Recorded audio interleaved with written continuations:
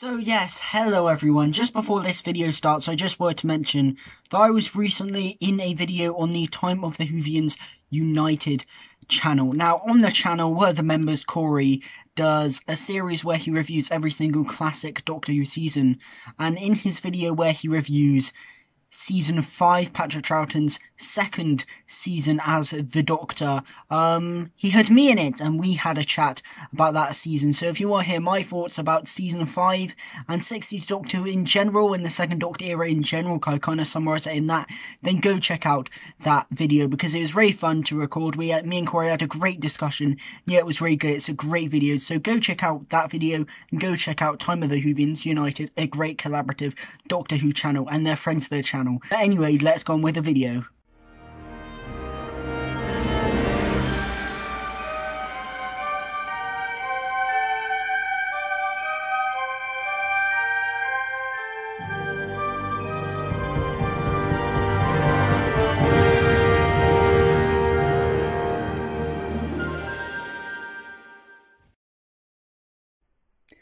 Hello everyone and welcome back to the Cosmic Convention, the Pickles Parker podcast where we talk about the greatest show in the galaxy, Doctor Who. Now today I'm joined by a special guest. I'm joined with Faris today. Say hello. Hello. Very special guest. Now, I mainly brought Faris on today because I thought it's the 5th episode of the podcast and it would be a bit shameless of me if I didn't bring on the guy who I essentially stole the format of the podcast from. So I decided to bring Faris on today. And Faris, you're obviously a Doctor Who YouTuber. Yes. And I'd say you've kind of blown up in the last year or so, because I know when I first came across your channel initially, it was actually when you did the Wingy Media podcast, because yeah. I've been a Wingy Media fan for ages, so he put the link on his Twitter, and then obviously clicked on that, and it was his podcast with you. I actually remember watching that at work experience, weirdly enough. Anyway, and you had like 700 subscribers, I think, back then, whereas obviously now you're nearly on 3K. And I feel like you've kind of broken into the Doctor Who YouTube community a fair bit in the last year. I thank you very much. I'm flattered. No, it's one of those things. I think the definition for blowing up is different for everybody. Yeah. Like, to me, it still doesn't feel like I'm that big of a fish. Yeah. In my own head, I'm still just, a fan of all of these guys, so which you had on like Wingy. Yeah, absolutely. That was the first real podcast guest. Well, obviously Channel Pub as well, but he was the first one who did Doctor Who stuff regularly that I was a religious viewer of. And I still am to this day. I still love Wingy stuff. And it's still very weird to me that I get considered by a certain amount of people to be part of that sphere. Obviously I always wanted to be part of that sphere, because I think disregarding certain individuals, it is a wonderful community to be a part of. It's one of those ones where everyone is generally, that I speak to anyway, is really nice, really encouraging, really creative people as well. Like, I've met so many creative people who are doing this, who are just so insanely talented. Like, the fan talent for the Doctor Who community is just off the charts. Like, it's insane. And I discover new things every day in terms of Doctor Who content, and I'm always trying to reinvent and to find stuff that works for me, and sort of like carve out my little slice of the pie, if you like. Yeah. So yeah, it's weird that I'm considered part of that now, but I guess I am.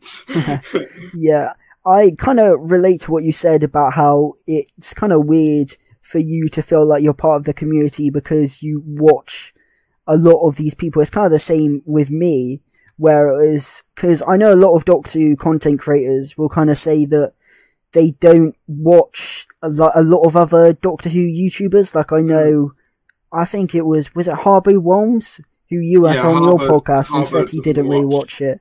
No, But no, Harbo doesn't. Which is obviously, I think that's why, you know, me and him are quite different in the sense of, if you go back to the early days of my channel, there's some very clear inspiration there. Some of the videos are deleted now, but like, even if you go to the ones that aren't deleted, you can very much tell some of the inspiration. Like, I did a video once called How I Would Reboot Doctor Who, which it was kind of just me doing Davis's What I Do with Who video, but, you know, not as good. And it was like, you know, I have sort of grown up with this community. It has sort of subconsciously inspired me in a lot of ways. Yeah. Like, the number of content creators who inspired me and still do to this day is like insane. So I don't like to take too much credit. Like, there's obviously Chowpup, you know, I have a close bond with. But there's loads. Like Ace Creeper, obviously, he's a legend of the game. He's been around for a while, and I've always sort of considered myself an edgy Ace Creeper in the sense of, we do similar types of content. You know, your news videos, your podcasts, and your rankings, and etc. All the sort of standard Doctor Who fare, plus some other stuff. But like, I suppose what makes me different is that I'm a bit more, I guess, I don't know whether controversial is the right word, but I'm a bit more contentious, shall we say, than someone like Ace Creeper, who I very rarely see anything negative about. But there's even more content creators, you know, like Demi Looming. I grew up watching her loads, and I think she did have an influence on my sort of more edgy sense of humor. So yeah, there's tons of people I take inspiration from, and I still do. Like, you know, Harbo has taught me new things, and like, I'm so glad he's blown up, to be honest, because he, at one point in time, when we first filmed an original podcast, which is up on the second channel, it's not up on the first one because it sort of wasn't to the standards that I wanted, but I was like, it's such a good chat, just put it on the second channel. But it's, when we first filmed that, he had about 1,000 subscribers. Like, which is bizarre to think how much he's blown up. Now he's on like, what, 17k almost? Mental, absolutely mental. And like, when we filmed that, he was telling me, you know, how big I was, and now look at it now, it's bizarre, and it couldn't have happened to a better bloke, honestly. He's such a nice guy. Will do anything for anybody, he will. And, you know, same with a lot of the people I sort of fraternize with, like, they're just such nice guys. Like, there's people who've done my intros and have done Vortexes for me to use in videos and music and thumbnails and everything, and they're all so talented and great. And I wouldn't be anything without those people. You know, I'd just be in the same place. Like, I started filming videos when I first started. It was literally just recording a paused video from the Doctor Who YouTube channel on my phone and speaking over the top of it. That's how primitive it was initially. And now I edit and stuff and things like that. So yeah, it's kind of crazy to think that it's a thing now, I guess. Yeah, absolutely. I do certainly relate to you in the sense where you said that you kind of initially took a lot of inspiration from other content creators you used to watch, because in my very first videos back in 2017 now, because that was kind of early 2017 is where I first kind of started watching Doctor YouTube, and the kind of channels I watched a lot of, watched a lot of merchandise reviews. So people like Batman March and the Who's Productions, these people. So I started doing figure reviews. I'm pretty sure my first ever Doctor Who video is a figure review. And they were just terrible, so I don't do them anymore. But that was because that was what I was watching the most, so I kind of decided to make my videos into that. And yeah, like, I'll confess, like, around that same time, I was one of the people who got sucked into the Bolstrek type crowd. and it's not a time I look back on particularly fondly, mainly because I think what a lot of people don't understand is that when you go online, it's very easy to be influenced by somebody, because at the time I wasn't particularly happy with Series 11, like what we'd seen so far of it, at least like at the time when I started. I think it was the night of it was like December 1st, so it might have been like, I don't know when exactly it would have been in terms of Series 11. It might have been towards the end of Series 11. It might have been, before Resolution probably, but at the end of series as a whole. And obviously that's when channels like Bolstrek and Nerdrotic and all the others were really starting to gain prominence. Yeah, absolutely. So naturally, when I initially started, I took a lot of inspiration from them, and I've never denied that. Look, upon reflection now, I realise that I don't really like talking about politics. Yeah.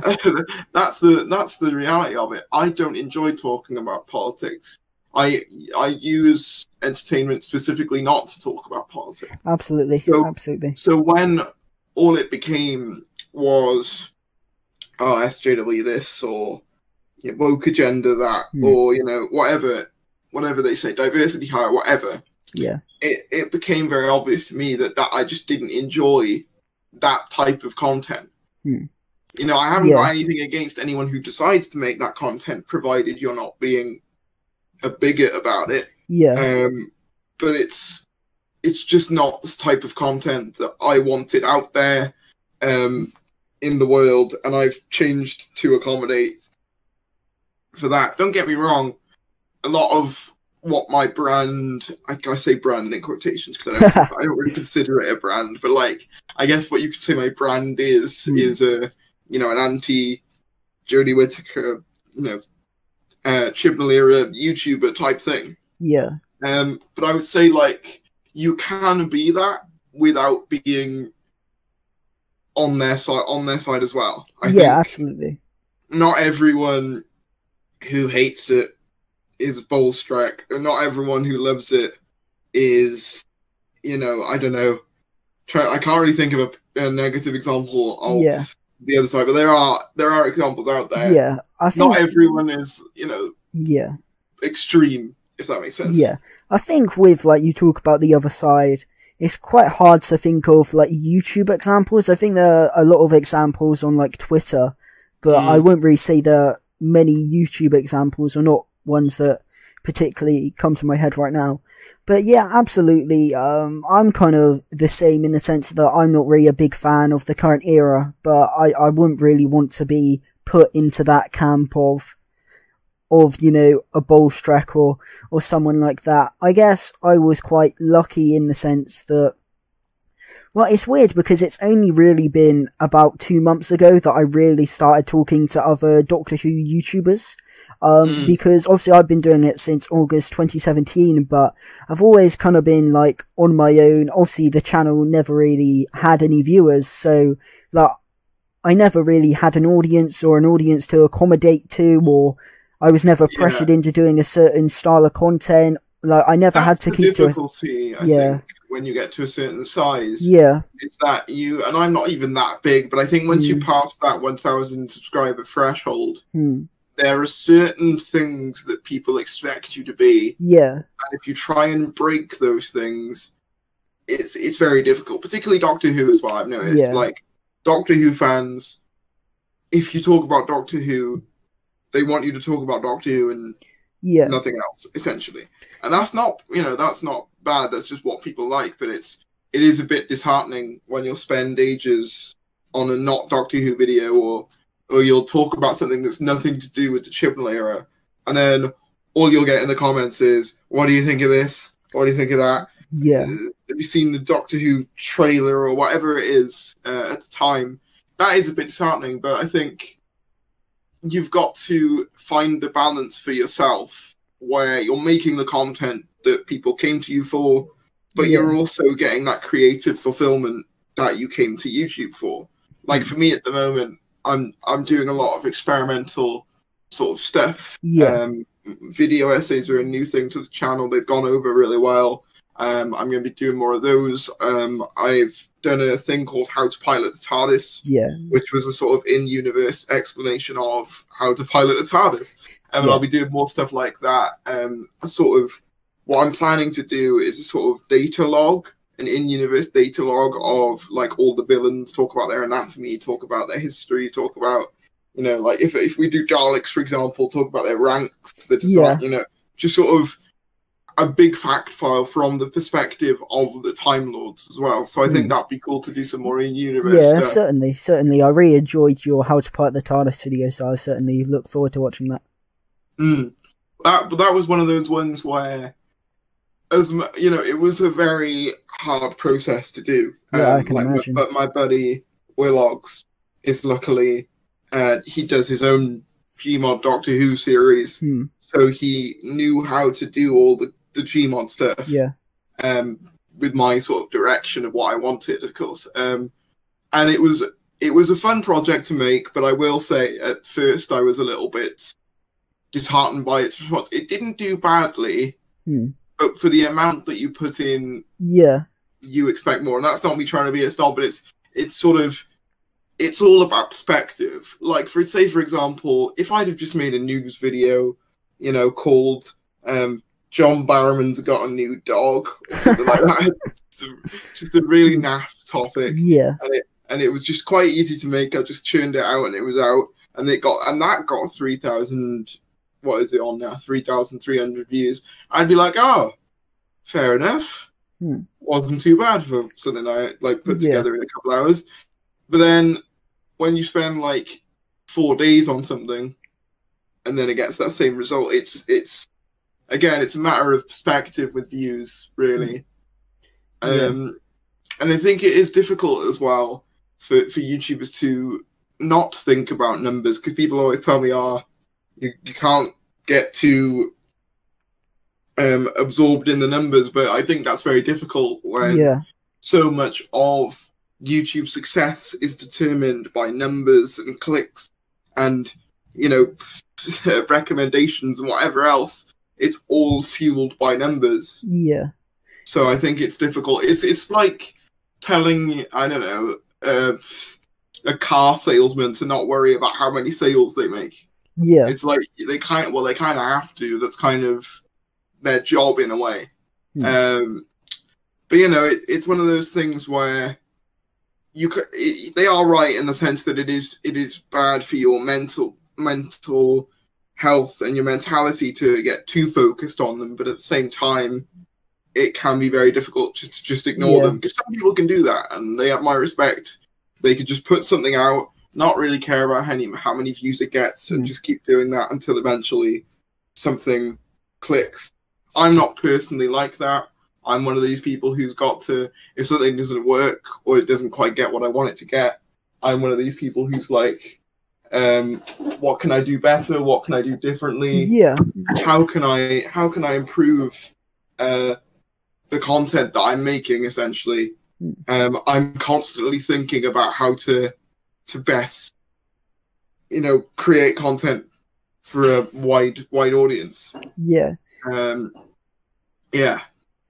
Absolutely. I certainly understand what you said about numbers, because I guess that's kind of the problem with blowing up, or a video blowing up, is that it kind of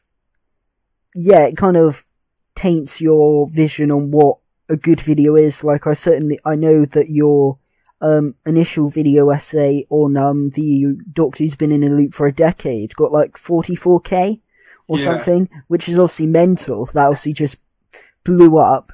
But then obviously I guess that then when your How to Pilot the TARDIS video only gets 2 or 3k, you're obviously going to be a bit disappointed because you wanted a similar response, and unfortunately you didn't get there. It came directly after that video, and I wasn't expecting, you know, every video to get like 44k from then on, because that's just not realistic for a channel of my size. But when you go up from that to, you know, something a fraction as popular, it does have an effect on you. I think when people say that, oh, I don't really care about how many views I get, I don't know, it always feels a little bit disingenuous to say that, because I think there is a part of all of us that's always like, oh, wish that got more, or didn't expect it to get that much. That's really cool. Yeah. And there's always a part of us that thinks that. So I think that to say that you don't care at all if you don't get any views, I think that's a bit of a false narrative, I guess. Yeah. Yeah, absolutely. I think everyone cares about views. You know, even me, you know, that is obviously my views pale in comparison to your views, but if a video doesn't get over 25 views, then I will just be absolutely really disappointed by that. And I think even recently, because some of my recent videos have done better than my past videos did, that it does, obviously, as your videos get more views, your opinion on what a good view count for a video is does obviously change. And yeah, I think everyone cares about viewers, even if they don't care and they say, oh, I don't care about how many views I get. They do deep down. There is a certain point that they'd like their video to get, and if it doesn't get to that point, they'll naturally be disappointed. I think that's the same with everyone. And yeah, I just kind of wanted to ask, like, was it just kind of luck that video essay just blew up in the way that it did, or was it shared around a lot? Or because obviously I'm not the biggest expert on the YouTube algorithm, I just kind of wondered why that video blew up, I guess, when other videos of yours haven't in the same way. There was a couple of things that some of it was calculated and some of it was luck. It was a combination of the two things. First off, I made sure to have the new Dalek design prevalent on the thumbnail, which at around the time of the video's release was a huge deal. Second of all, I looked at the tags of some of my contemporaries that had runaway successes, particularly people like Habu, who does video essays obviously regularly, and I said, okay, what can I take from this? And then what else can I add to the tags to maximize traffic? And obviously if you've got like similar tags to another video, chances are it'll get recommended alongside it. So I was thinking about that. Part of it as well was just the title. Obviously having Doctor Who in the title, like the first thing people see, they know what it's about. YouTube knows who to recommend that to. And the fact that it was, you know, a negative title as well. Obviously negativity sells more than positivity does, which is sad, but it is the reality that we live in. In the sense of that is why people like, you know, the Fandom Menace people get the views that they get, because it feeds off of sensationalism and it feeds off of people's hatred or discontent with something. That's how it grows. Well, yeah, exactly. I just remember after Series 12 aired, like a couple of weeks after, the amount of videos I was recommended about why Series 12 is bad and all this is actually how I found Harbour Worms, because it was that video, his infamous Series 12 is a disjointed mess, which was recommended it to me. Yeah, but you certainly, if you put a negative title in there, it will get a lot more views, certainly. Yeah, it's interesting what you said about tags, because tags are not something I've ever really bothered with, because I've heard kind of conflicting reports of some people say they're really important, other people say that they're not really important, so I don't really know whether they're important or not. I would say that they are, personally. It helps in terms of like search terms, things like that. Say, for example, you do a video on, I don't know, think of a random thing. I think, say if you do a Doctor Who video, if you tag it with all of the Doctor Who things that people are going to be searching for that apply to your video, like for example, with that how stuck in a loop video, obviously there was Daleks prevalent within it. So, you know, Doctor Who Daleks, Doctor Who new Dalek, Doctor Who Dalek design, new Dalek design, you know, really got in the Dalek tags, and Timeless Child stuff as well, because that's always relevant. The Ruth Doctor, just everything that people were talking about. and chances are it's going to get recommended to those people, or at least that's what I've sort of gathered anyway. Like, I obviously, as you know, I've got a good relationship with Channel Pup, so he's sort of guided me through the world of tags and titles and things like that, because before I didn't bother with tags either. I was the same as you. I just didn't bother, mainly because I didn't understand the impact that they had, but they can have a pretty large impact. And also, like, it is impossible to really calculate a video success entirely. I had a feeling that one would do better than most others, but I did not expect nearly 50,000 views from it. You know, I couldn't have predicted that. It just sort of blew up. And that's the thing with YouTube, and that's why I would always say to anyone, don't go into it looking for a career. Because it's so unpredictable. Like, for example, I did a video on the Christopher Eccleston thing. The big news that he was coming back to Big Finish. Now, for me, someone who covers the Doctor Who news, that should have been, theoretically, my channel's bread and butter. Like, a video that got, like, super successful, tons of views. In the end, it pulled in about 800, which, for what again, it's a matter of perspective. For how big of a news it was, and for me being considered a sort of partially Doctor Who news channel, I kind of expected more of a response, and I got it out pretty much as soon as the announcement was made. Like, as soon as I got it rendered, it was out. And it just didn't reach over that sort of 1,000 threshold. That when I get to 1,000, I'm happy with the video's performance, and I see it as a big success most of the time. But if it gets below that, it sort of starts to feel less and less of a success. Like, if anything gets under 500 views, I start to be like, yeah, people really didn't like that. Don't do that again. But and you know, that happened again recently with I did a video a couple of weeks back on the new Doctor Who cards, World Power, and that only got about 300 views. Which obviously it's just such a fickle thing. You can go from 40,000 to 300 like that. It's not. You can't expect to have regular numbers that are always going to be the same, because it's just not how it works. You can guess, but you can't guarantee, is my point. Yeah, absolutely. And I think that obviously views are a funny thing, and as you said, that it is usually by chance of if a video blows up or not, or if you get successful or not. It's usually a lot about timing and all these things. And obviously, as you said, no one should really go into YouTube with the for the sole reason of wanting it to become a career, because likely it won't. It's all about luck and timing, and to whether you become successful or not, I guess. Yeah, like, as I said, there are people who, you know, just have that one thing go off, and then they just have a series of successful things after that. And they've just got the formula down, like, instantly. For Harbo, for example, once that one video blew up, his other videos essentially followed.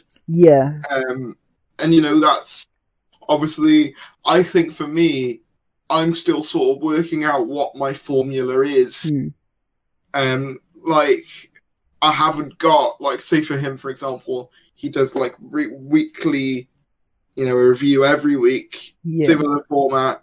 It guarantees a returning audience. I don't really have that sort of same format, really. I just make whatever I feel like, which does, obviously, decrease the likelihood of you getting returning viewers. But I am starting to, obviously, I've started scripting out a Woman Who Fell to Earth review, and I'm going to be reviewing every episode of Series 11 and 12 in depth, because I haven't really done that. I reacted to the second half of Series 12 as it was coming out, because I was trying to figure out how to maximize and how to really capitalize on the episodes as they were coming out, because it was Series 12 was the first series that I'd been around on YouTube, that, you know, the whole way through. So I was trying to figure out what works best.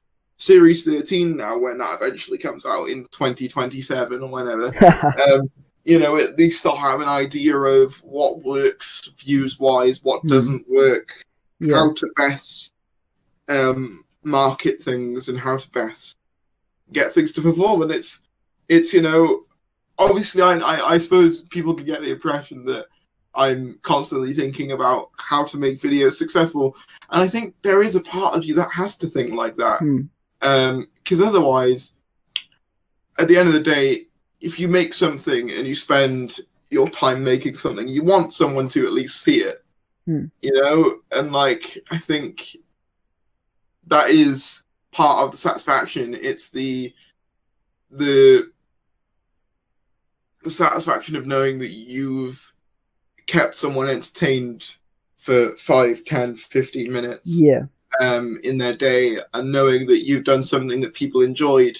And obviously that can't be the only driving force, but it is a nice thing to know that you've made somebody happy, I suppose.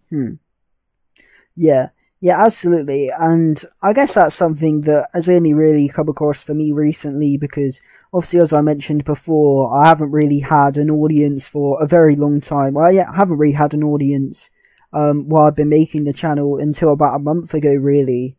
And yeah, when, like, even in these last few months, like, I released a Batman trailer reaction today, which obviously isn't a Doctor Who video, but then because I uploaded it during the night, and then I woke up and to check the video, and it already had like some views and a couple of comments. That was always the most exciting thing. When I started out, was if you upload a video in the evening, you go to sleep, and then you're wondering, oh, I wonder what views it got by the time you wake up the next morning. It is an exciting thing, especially when you're starting out. Absolutely.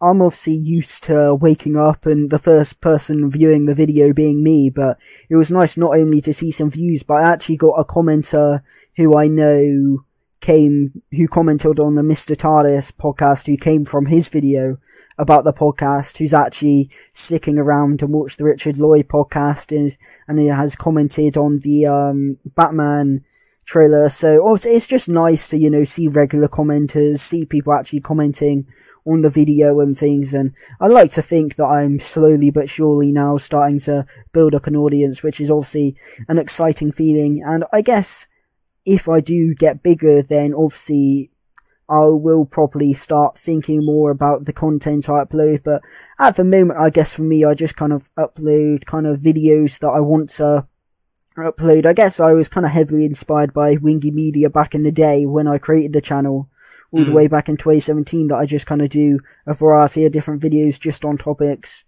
I like to do. Like obviously Doctor Who's my main thing, just because I'm obviously the most into Doctor Who, but obviously I've made Marvel, DC, Star Wars videos, movie reviews, and all this sorts of stuff. I even did like a couple of football videos, which I know the crossover appeal of Doctor Who fans and football is very, very slim. But obviously it was just because I like it, I just thought, why not? And I guess as I grow to a bigger size, if I do, then I'd probably start thinking more about what videos do well and what the audience is, that sort of thing. But yeah, I guess at the moment, like for you, it is, as you just said, it is just a case of finding what you enjoy making and just making what you enjoy at this point. And like, you never stop learning. I think there is this weird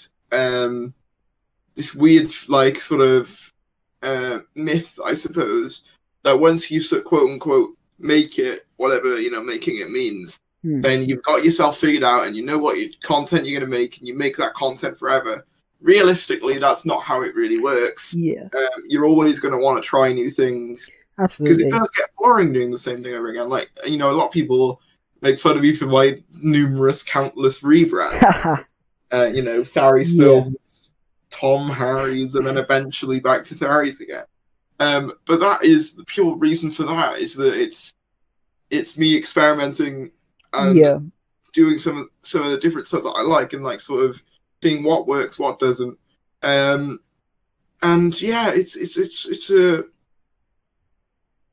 a difficult thing to sort of, as I said, it's difficult to give advice on, because I do genuinely think that a lot of what my success was luck, to be honest.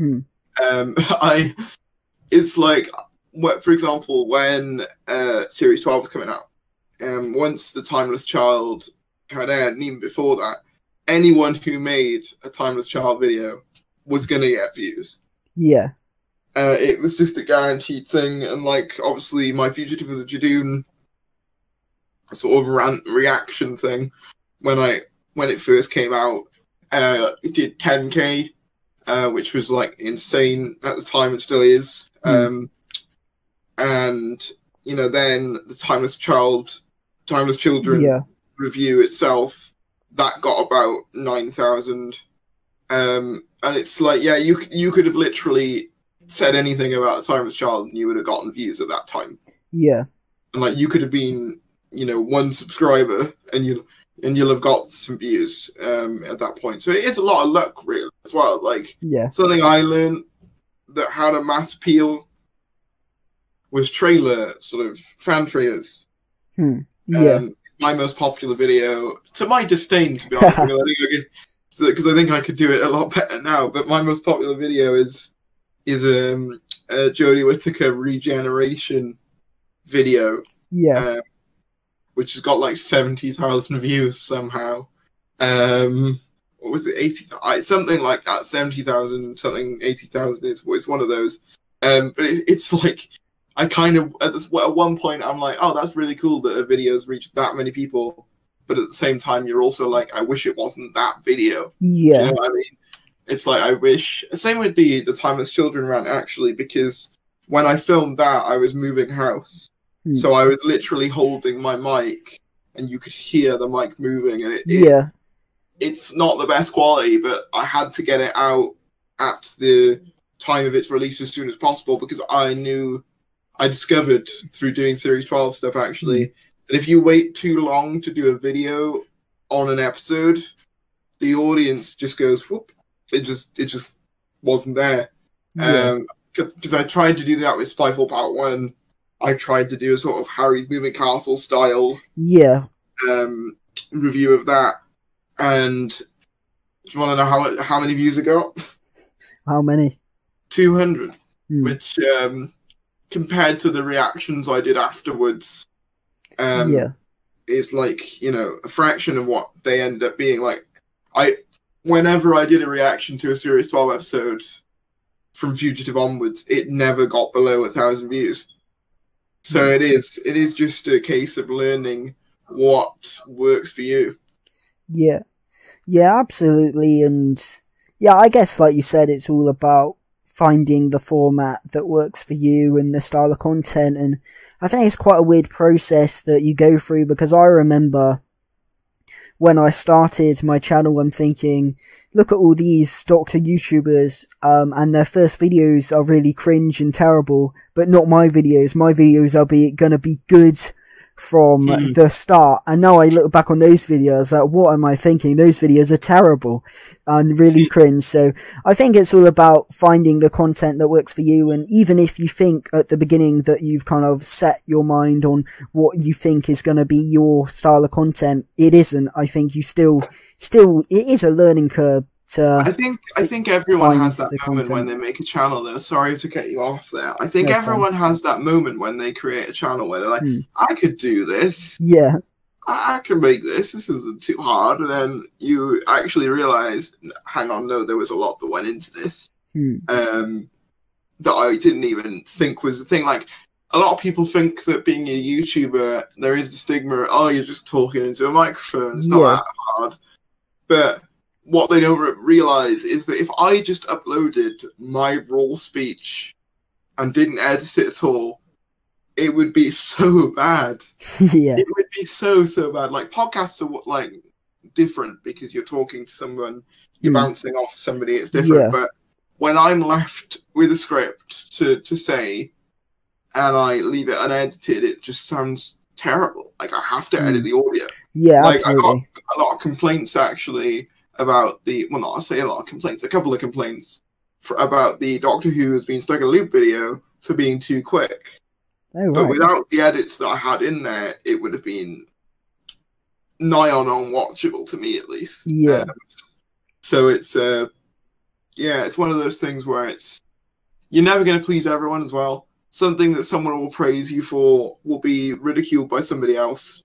And I don't think you can go into it trying to please everyone, because in the end, you'll just end up pleasing nobody. You've just got to do what you think people will like. And chances are, if it's the sort of content you'll watch, they will as well. I think that's my general rule. Is like, Doctor Who's been stuck in a loop. That's an idea I've had for a while, and it was the sort of video I'd wondered why nobody had made. Because to me, the parallels became relatively obvious via research and stuff. So I did wonder why no one had made it. So I was like, well, if no one else is going to do it, I'll make it. And I did. And because I wanted to see that video, other people then, as a result, wanted to see that video as well. Yeah. Same with How to Pilot the TARDIS, although obviously to a smaller extent. Like, that's something I've wanted to see for a while, because I'm a TARDIS geek. I love everything about the TARDIS, and I love learning about how it works. So I think, you know, a video documenting in detail how to pilot one just made sense. And it was the sort of thing I wanted to see when I was younger, and no one had done, so I did it. And that's the thing, like, I think if you want something to exist, go make it. Yes. Because in the end, if you like the idea of something, chances are you'll find other people who will as well. Yeah, absolutely. Absolutely. And yeah, I guess that, you should always try and make content that you'd like to see and that you enjoy making, because I know a lot of people end up making a lot of content that they don't actually enjoy making just because it gets views. And I know that, I think it was Vote Saxon 07 who went through a period of making Doctor Who videos just because they get views and he didn't enjoy it. Well, that's the thing about some of the more sensationalist channels as well, is that I don't know how you can enjoy being angry that consistently. Yeah. Because I couldn't. When I was doing those type of videos, I felt miserable. So I don't know how you can pump out videos like that where you're just so negative all the time. And don't get me wrong, I don't like the Triple Era. I critique it a lot, but I think the difference is there's a difference between critique and, you know, being angry and being aggressive and just feeling very personally attacked when the show does something that you don't like. And I think I don't know how you can keep that up consistently, even if it is just a character, which I think some of them are. Yeah. Like, I don't even know. It must be mentally and physically exhausting to be angry and shout for that long. Well, yeah, absolutely. I couldn't do it. And I don't think I could. No, I think the thing is, if you make a channel based off of your opinions on things, if those opinions aren't your genuine thoughts, then what's the point of doing it? Like, I really don't understand, like, it, and it can't be fun to make. You know, maybe someone like Bolstrek is just angry all the time, but it's very unlikely. And it is. Yeah, and it's not the case from the few interactions that I had with the guy. He's actually very quiet in real life. Yeah. So I genuinely don't know how he has the energy to do it, and I think on a fundamental level, at the end of the day, your beliefs are your beliefs.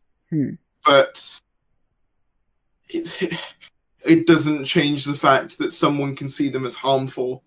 And I think to paint anyone who disagrees with you as something that they're not, purely to launch some sort of smear campaign against them, and that goes for both sides. Like, I hate the sides thing in general. So do I. To be honest. Like, because of the people I was under the influence of, I ended up saying things to certain individuals, certain creators that I regret saying. And, you know, Trilby, who you've had on here, is one of those people. I, you know, went into things, you know, I got into things with him on Twitter that I regret having been a part of. I don't look back on that particularly fondly. Same with Dimmy, who up until that point I was a massive fan of, but because they what they do is they dehumanize people. They'll say, oh, but they're just pro Jody, whatever, pay no, you know, it doesn't matter how they feel, but it does. They are people. You know, even if you don't agree with them, they're people, and there's never an excuse to just go after people without just reason for doing so. Like, a lot of people, a lot of certain individuals have a go at me for citing my issues with certain content creators. I think you'll know who I'm on about. Yeah, I do. And it's not a case of me just doing it for the sake of it. I do it because I genuinely think that some of the things that they say are harmful. And I think that without challenging those things, you know, it could be potentially dangerous. And as well, my thing is, you may not think that it's my place to critique you or to critique certain people, but at the end of the day, we are all, if someone like that says something like that, then it reflects badly on the rest of us. You know what I mean? So when I do it as a sense of, most of us don't think like this. This is just one person, you know what I mean? And I think that a lot of people have said, well, it's not your job to police YouTube. And then I could say, well, equally, it's not somebody's job to police everything that Jodie Whittaker says either. You know what I mean? Yeah. And both of them are public figures. A YouTuber is a public figure just as much as a celebrity is a public figure. They're not as big, granted, but they're public figures all the same. As soon as you tweet something publicly or you say something publicly online, you then become a public figure. Yeah. So that's what always baffles me about people who get called out and then claim they're getting abuse. It's like, well, if you say things that are controversial, you are going to get called out on it. Yeah. You can't expect no one to say anything. Like, I had someone yesterday, actually, critiquing one of my videos, did a video on why my point didn't, one of my points. Yeah, I saw that on Twitter, yeah. And to be fair, he has every right to do that. Like, I said in my tweets about it, I said, he has every right to critique me, just as I have any right to critique him. So I have no issue with videos like that. I had a few issues with the way of what was said and how I think he decided to present it. But the concept of him making a video about me, I haven't got an issue with. Because at the end of the day, it's his own opinion.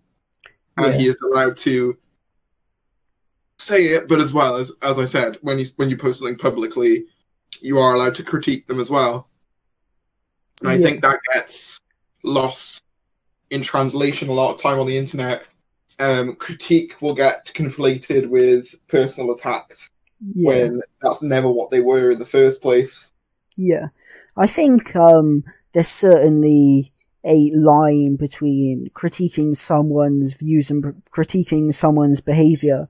So I think critiquing someone's behavior is very valid, but I always find it a bit weird when people kind of critique people's opinions, like the person critiqued yours, and it's kind of a similar thing I had over a year ago when I was watching JX's videos on High Top Films about Spider-Man, and I don't want to say too much about Jay because I'm sure they're lovely. I've obviously seen a number of videos with Jay, and they seem very nice, but from what Jay said in that video about High Top Films, I just felt that you know, it is someone's opinions. And I think that the weird thing is when you start trying to say where certain people's opinions are invalid, or you can't have that opinion, or like, you know, people with the Timeless Child say, people say, oh, I don't like the Timeless Child, and people say, well, you can't say that because that's wrong. Like,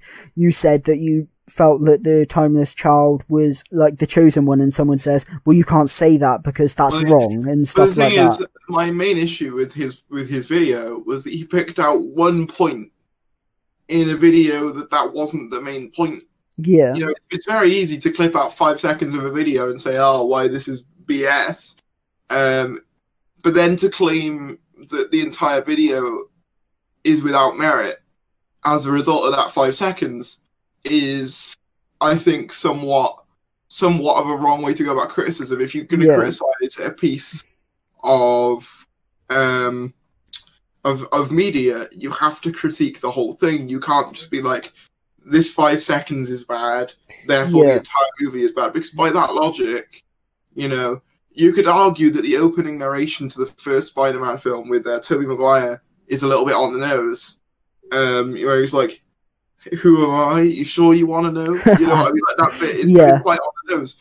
But then you wouldn't hear me using that example to then say, well, the entire movie is bad as a result. Yeah. Because that's just not how you critique things. Like, I have no issue with people critiquing me, but equally, I respond as well if someone does. With my, and I'll admit, like, in that video, there were some things that I could have communicated better. Like the whole Chosen One thing, I didn't elaborate on because it wasn't the focal point of the video. The focal point was her being a god, which if you actually watch the whole video, I think I sort of make a case quite well for that. Yeah, absolutely. You know, I literally use the Google definition of a god to explain why I think that's the case. So I don't know whether you can get much more, you know, substantiated than the literal definition of the word. Yeah. But it's one of those cases where, it's one of those cases. My mouth went really dry. It's one of those cases where, like, people just aren't going to agree with everything you say, and it's one of those things. And he's a nice guy. I don't think he meant it in any sort of malicious way. And equally, when you talked about Jay and High Top Films, Jay was just presenting their issues with what High Top Films has said, and I think that's perfectly valid. Yeah, provided it doesn't come from a place of bitterness, and of a place of, like, you're just doing it for the sake of, I don't know, sensationalism. Yeah.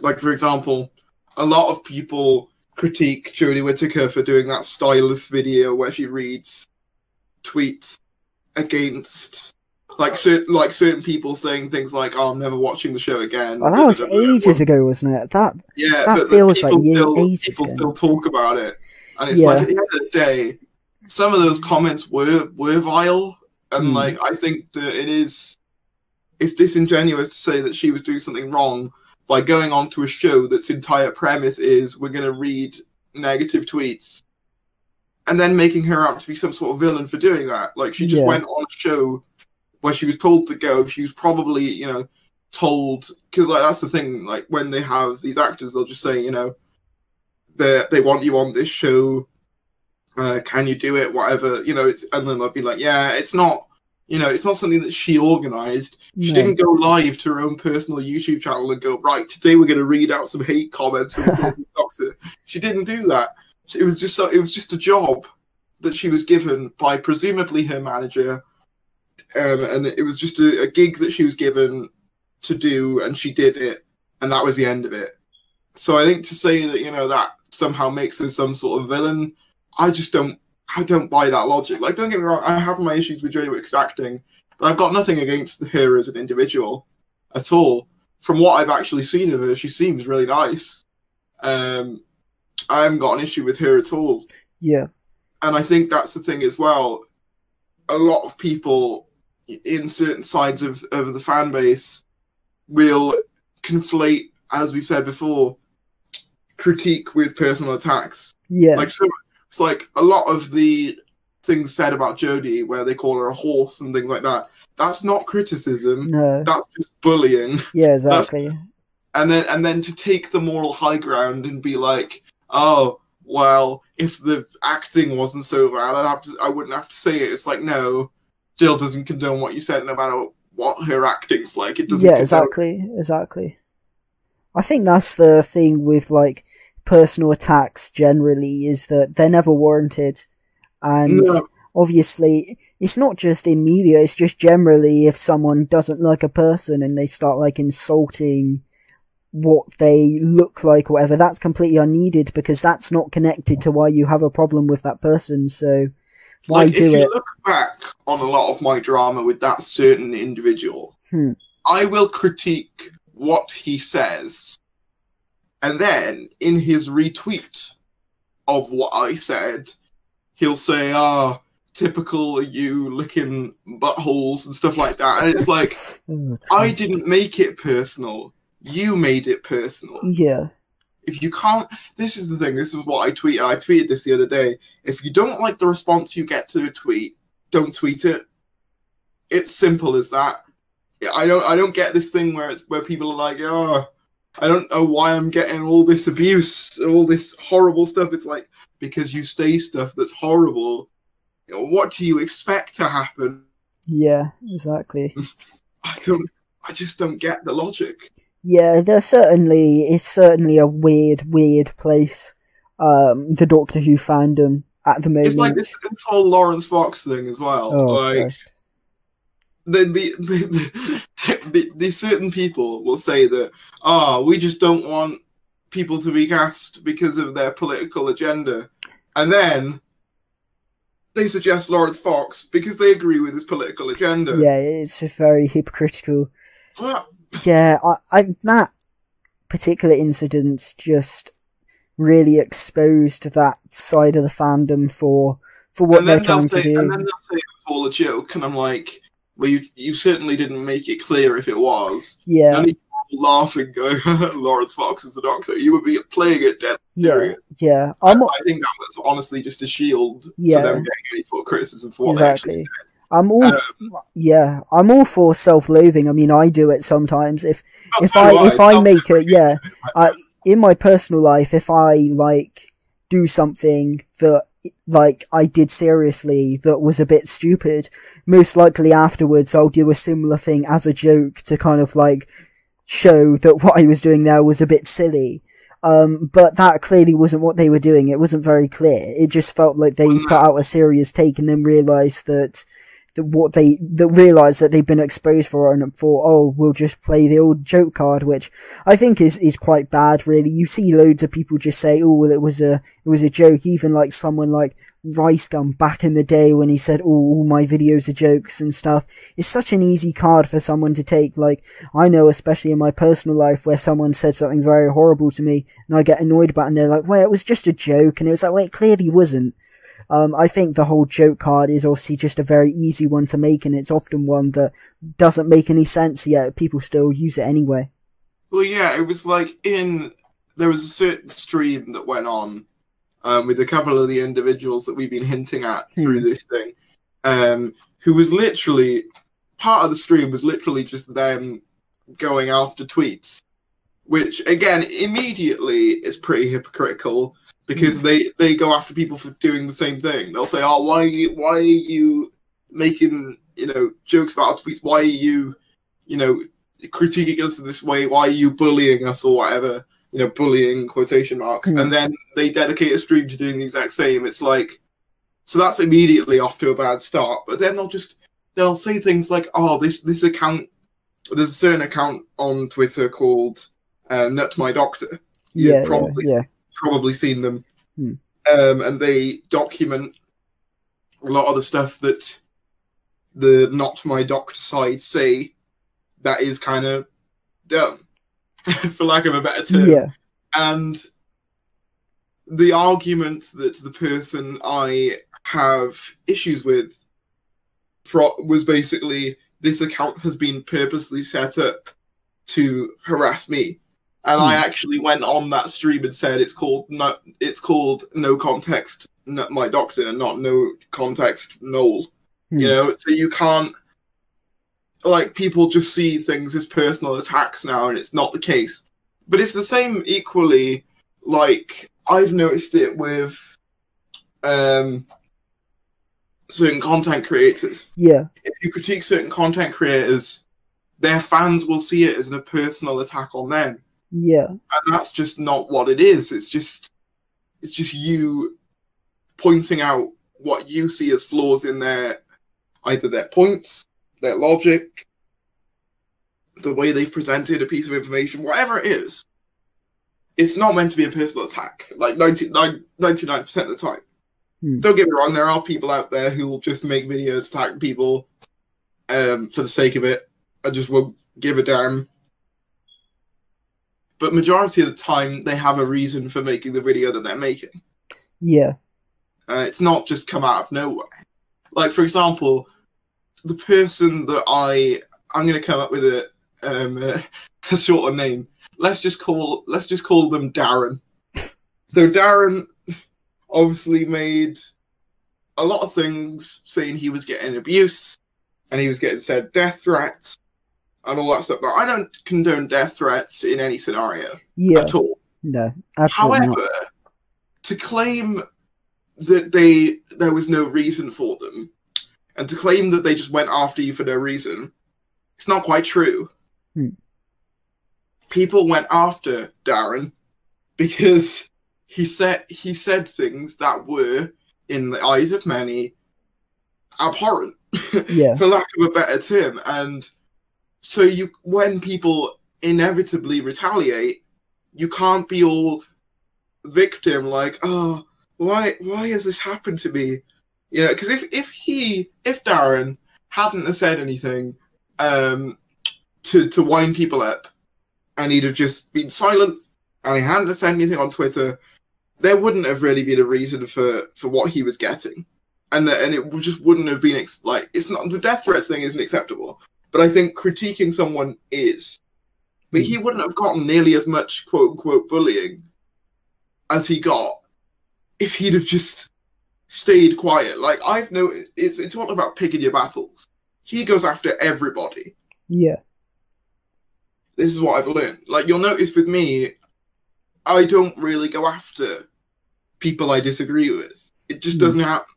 Yeah. Like, if someone calls me out, I'll say something like that video from yesterday. Then I said something then. And then if someone says something that I think is just disgusting, then I'll say, that's wrong. But beyond that, if someone just says, typical BBC, PC, agenda, whatever, because, like, there are a lot of comments that do that. If I responded to everyone, say, that's dumb, or if I responded to every pro-Whittaker comment saying, oh, you're sexist or whatever, I'd be here all day. Yeah. It would never end. You've got to pick your battles. You can't just go after everybody. Because in the end, it just fuels the fire. And I think that's what Darren fails to realise, is that by going after everyone, you're making it worse for yourself. And I think that's what they fail to sort of realise, these people who'll say they're getting abuse and then wonder why it's happening. And that's why I'm glad that I've gotten away from that certain side of fandom. Yeah. Not necessarily the side that doesn't like it, because I'm still very much in that camp, but I'm glad I've gotten away from the side that any criticism is just an attack. Any opposing viewpoint is wrong. Because that's the thing as well. I noticed that, I don't know whether you've ever noticed, like, if you watch one of their streams, they all always agree with each other. Yeah, I've noticed that certainly their kind of group of friends is all essentially people who really dislike the current era, and obviously that's not a problem, but it is a bit suspect when it's literally all of them and not one person in their friendship group feels a different way. It does certainly feel... No one ever seems to disagree. Yeah. Like, if you ever watch any of the streams, everyone's like, yeah, agreed, yep, And it's like, if all you want to do is live in an echo chamber, then that's just kind of sad, really. Yeah. I think a lot of the fun of fandom and a lot of the fun of being in these communities is to disagree on things. Yeah, like, absolutely. I'm quite controversial for thinking the 12th Doctor's era and his sort of character is massively overrated by the fans. Yeah, I'm quite controversial for agreeing with you there.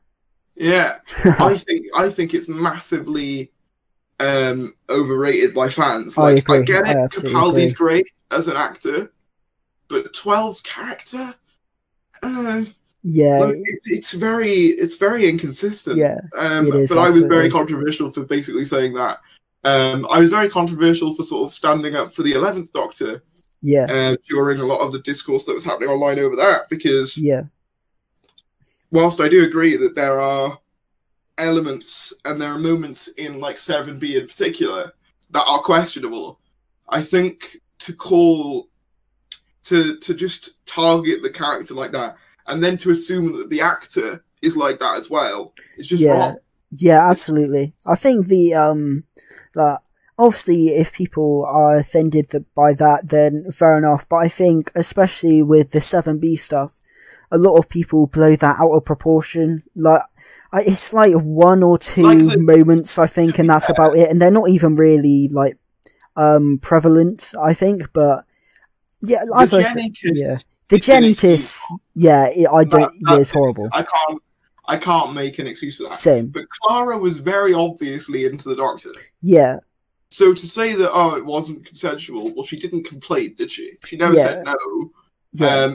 If she'd have been like, no, stop this, I find this creepy, then yeah, and if he'd have carried on, then yeah, I'd be right there with you saying that was disgusting. But they seem to have. The thing is, no one ever complained when it was 10 and Rose. No one ever complained when 9 kissed Rose at the end of Parting of the Ways, when she's 19 and he's like 900 years old. No one ever calls 9 a nonce then. And like, by, you know, for the Doctor, a 20-year-old in his own species would be a literal child. So if you look at it like that, that's about as noncy as what, you know, 11 does. Yeah. If that makes sense. Yeah. I just think that, you know, you can't gang up on one of them for doing one thing and then not for the others. Like, 10 couldn't keep it in his pants either, let's be honest. Yeah, absolutely. And I think also that I don't really see as if the 11th Doctor Clara relationship is even that prevalent. Like, as I said before, I can only really think of like a couple of scenes. And the only scene that I think is a bit uncalled for is the, what is it? You know the line at the end of Nightmare in Silver, where he says, what is it? A mystery squeezed into a skirt that's a little bit too tight, which is just a very weird thing to say. Yeah. But other than in that episode, no one mentions the fact that he also says, no, your eyes are all Exactly. No one mentions that bit. Exactly. I think that, I mean, I never really spotted, like, too much of, like, a relationship thing between the Doctor and Clara. Like, yeah, Clara was into him, but I never really saw too many instances where the 11th Doctor was really into Clara. There's one, like, prequel that I think flat out says that he's into her, but that's obviously... I don't as well in that prequel. Yeah. She says that she's into him in that prequel as well, so... And obviously, that's... You know, I think she actively does hit on the Doctor a bit in that series as well. Yeah. You know, she says, you know, run you clever boy, and she's very flirtatious with him. No one says it then, but when the 11th Doctor seems to reciprocate feelings for Clara, everyone's like, ugh. Yeah. You know, like, I'll admit, the tight skirt line is a bit creepy. Yeah. But in that same episode, he says that, you know, your eyes are too close together and all that. And the fact that he confessed his feelings was actually a lie by the Siberia because it's what Clara wanted to hear. Yeah. So I think people who clip that bit out of context also forget that happened in the same episode. Yeah, absolutely. And as I said before, I just don't think that it's that present throughout the series. Like, people say, oh, the 11th Doctor is so horrible in 7B, but it's like a couple of scenes. It's like that short skirt line. And obviously, I can't defend the Jenny kiss. That's just a very Yeah, I don't even know why that is put in the episode, but I think that it's like that one bit about the short skirt, and I can't really think of any other instances really of like weird, creepy lines from the 11th Doctor. In End of Time as well, where a woman literally grabs the Doctor's behind. Yeah, Jesus. And you can tell he's uncomfortable with that. No one says anything then. Yeah. Exactly. And it's just like, I don't know why everyone's got to gang up on 11, man. I think it's partially because he's my favourite incarnation as well. Yeah. So when people were just like having a go at him, I was like, that's just not quite fair, I don't think. Yeah, well, he's my favourite Doctor as well, and I certainly agree with that. That, yeah, when people start saying things like that, I do feel a little bit like I need to defend him and things like that. That's why I created the hashtag Matt, our Doctor. Like, yeah. You know, and a few people did use it. I think you were one of them as well. Yeah, I was, yeah. It's like, knowing, like, the thing is as well, is that I could equally say that there's things that the 13th Doctor does that I don't agree with. You know, the fact that she blows up a worker who's campaigning for change. The fact that she basically says, it's too socially awkward to, oh, Jesus, yeah, that. Like, you know, I could equally say stuff like that, you know, about 13, but then, you know, I'm taking it out of context. It's like, well, how is that any different to what you're doing? I don't know. I don't really quite get that conflict, and apparently somebody leaked some things that Matt Smith had said, but they weren't substantiated at all. So you can't just assume that they're accurate when there's no evidence to suggest that they are. But no, like, even when I put out that Timeless Child video, the God one, when I teased it on Twitter, I had people retweeting it saying, bad take, you know, this shit God dead if she gets killed over and over again, even though she regenerates, so she is effectively immortal. But, you know, I had people before I even uploaded that video saying about why it was wrong, from the title alone. And it's just like, at least watch the video before you decide to make a judgment on it. Yeah. Or at least, you know, if you're not going to watch the whole video, at least watch my main point and don't just clip out a random bit, you know, out of context like that guy did. Yeah. I think any clip that's just placed and put in, you know, out of the video's context could look bad. You know, like, equally, he at the beginning of that video spoke a lot about, I think it's good, this is why, but he doesn't substantiate any of that either. He does say, I made another video on it, but then so did I. Yeah. In that Doctor Who Timeless Child God video. So it's like, well, what's the difference? And he said, well, you didn't specifically mention the Chosen One thing. And I was like, yes, because that's not what the video was about. Yeah. But I do agree with him that I should have made my feelings on the Chosen One thing clear. But it was that's a matter of hindsight, really, rather than me trying to just perpetuate something false. Yeah.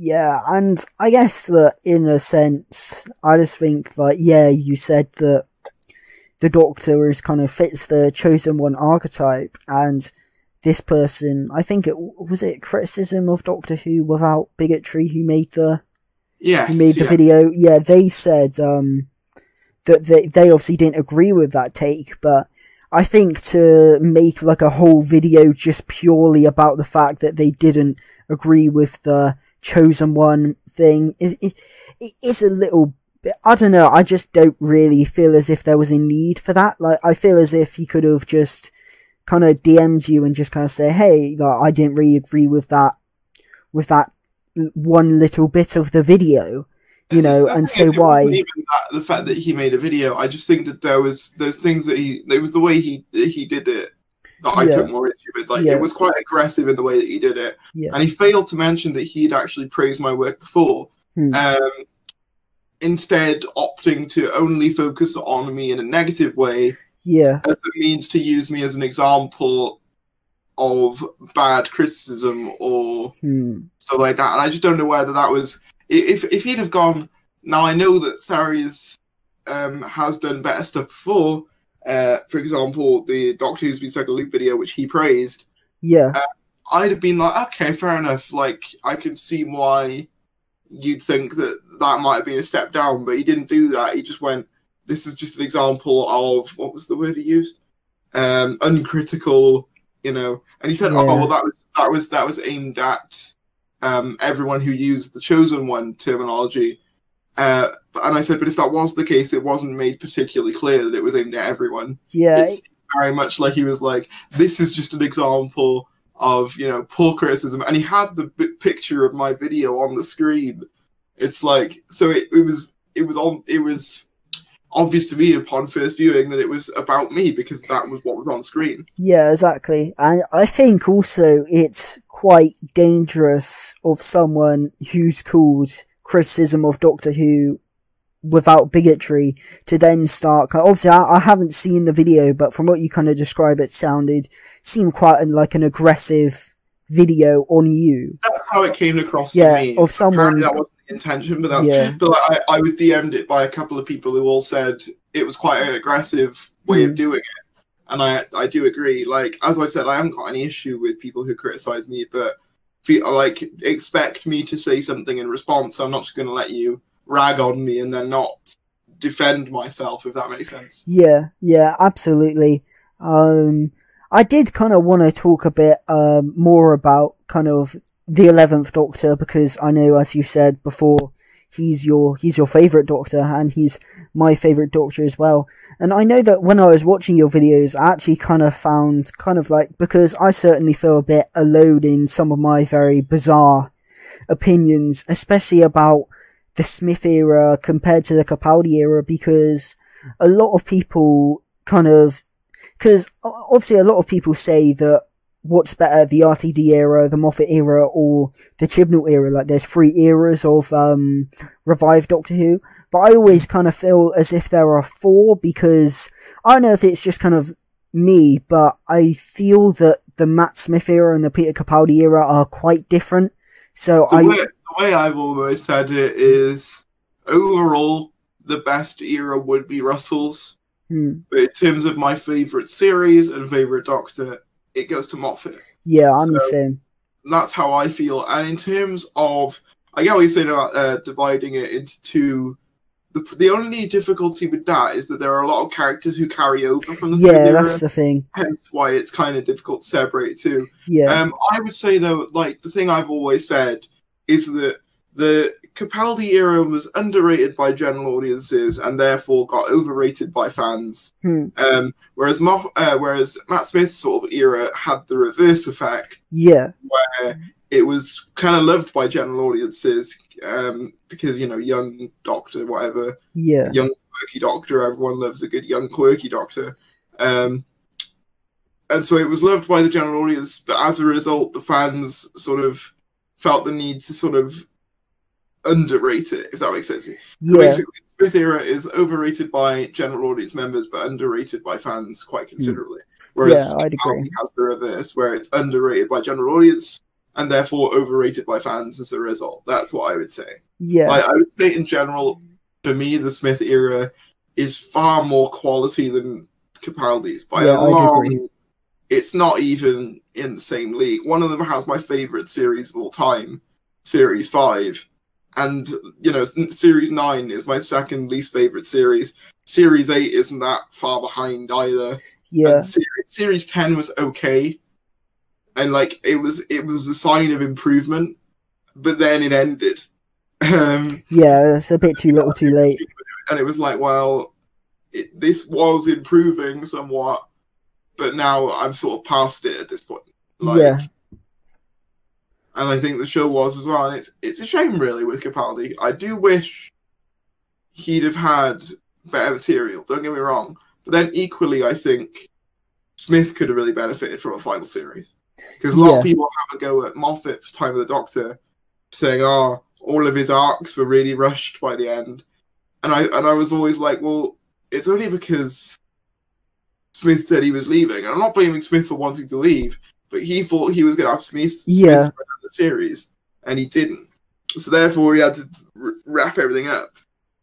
Yeah, absolutely. To have that fresh start thing. Yeah. And it's like, I don't really get the hype for the Capaldi era. As I said, I do think part of it is because it was sort of hated by general audiences, and then everyone's like really defensive of it. But for me, like, Series 9 is just atrocious. For Series me, 8 is much better. Yeah, for me, like you said, how the Smith era contains your favourite series and the Capaldi era contains your second least favourite series. For me, the Smith era contains my favourite series in Series 5, but it also contains possibly my least favourite series of all time, which is Series 8. I really can't stand Series 8 at all, and the Capaldi era, you mean? Sorry, in the Capaldi era it contains Series 8, which I can't really stand, and I think it's certainly, I think a lot of it comes down to episode quality. I really don't, like, I find it odd that a lot of people seem to really harp on 6 and 7 and say how bad story-wise they are, but then maybe it's just me, but I really don't see how Series 6 is any worse than something like Series 8 or 9. Because, at least for me, I feel as if there are a lot more quality stories in Series 6 than there are in any of the Capaldi series, which I know is a heavily controversial opinion. But I feel as if, there were just more quality stories in the Smith era than there were in the Capaldi era, and also I think the characterization of Smith was just perfect, straight from the off. More consistent exactly. So much more consistent than Capaldi's.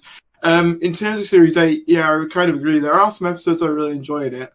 Mainly Flatline and what's the other one? Mummy on the Orient Express. Yeah, those are the two I like. There's like the two I like Into the Dalek as well, to be fair. Even though it is very derivative of Dalek. It is still that if you're gonna rip off any story, it might as well be one of the best Dalek stories ever made. So you know what? That's fair enough. But the rest of it, Deep Breath, someone actually summarized it in a tweet a few months back. They said it looks very dated, actually.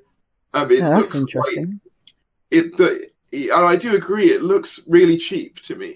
That's interesting, because I always remember it looking quite good, but I haven't watched it for years, so I can't really remember. But... I think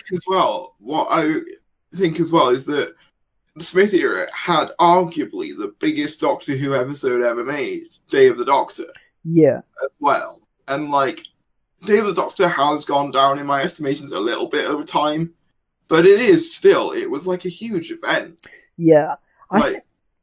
I think, like, things like the Day of the Doctor and the Smith era as a whole, like you said, because it was so hyped up at the time, I think, I wouldn't, like, I'm not trying to accuse people of anything here, but I would say it's almost kind of fashionable to dislike it and fashionable to like the Capaldi era in current fandom, which is obviously quite weird, because in the general public's view, it's the exact opposite, but it does seem to be a bit of a thing, like the whole 7B stuff coming up again, and even the stuff with Matt Smith that came up around recently.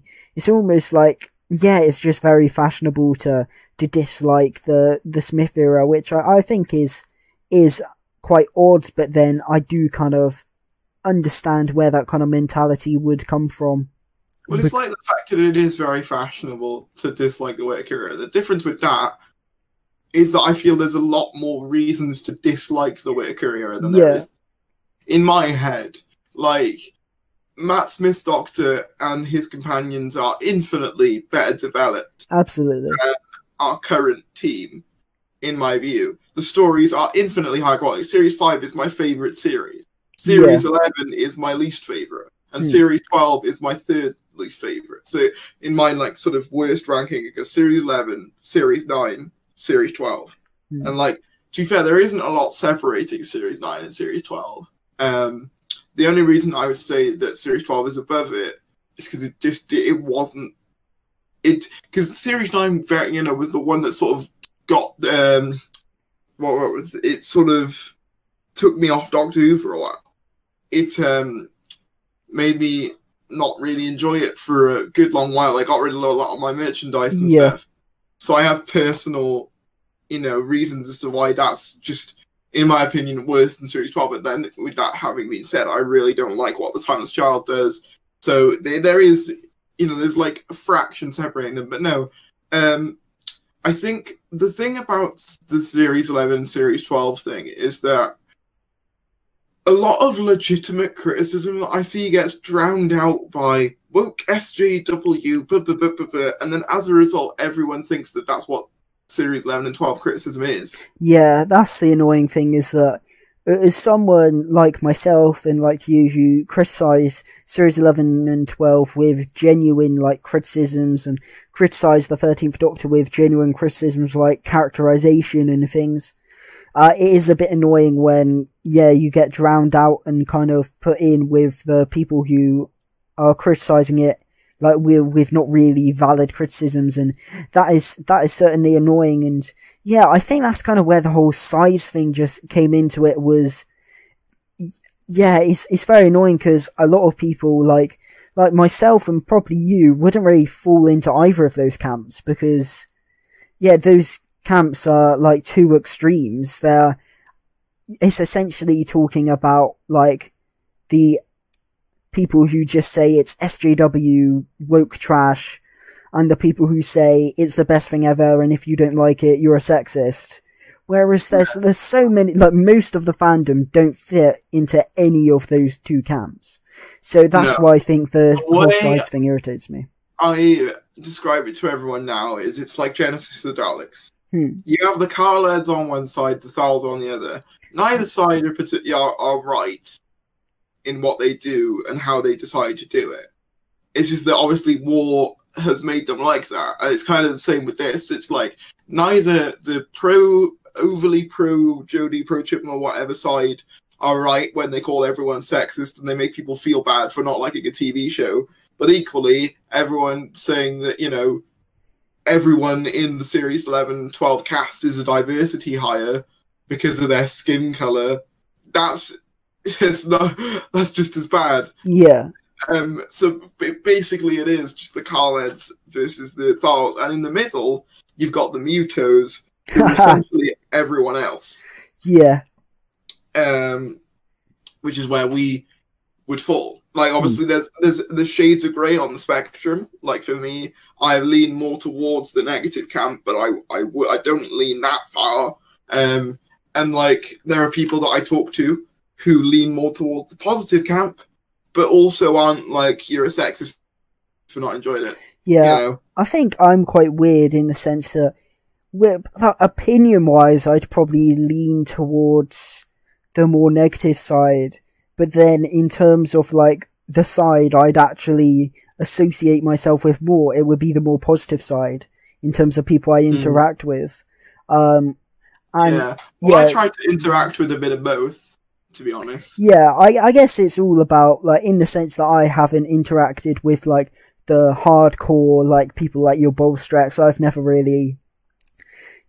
even had any interactions with those sorts of people, but obviously I've spoken to people like Mr. TARDIS reviews, like, the people would so-called say were, like, the extreme on the other end, even though I wouldn't say he is, but you know what I mean. Like, I've kind of interacted with more people who would, like, people would class as being on the other side than people on that side. Probably the most contentious guest you've had on so far, I would imagine.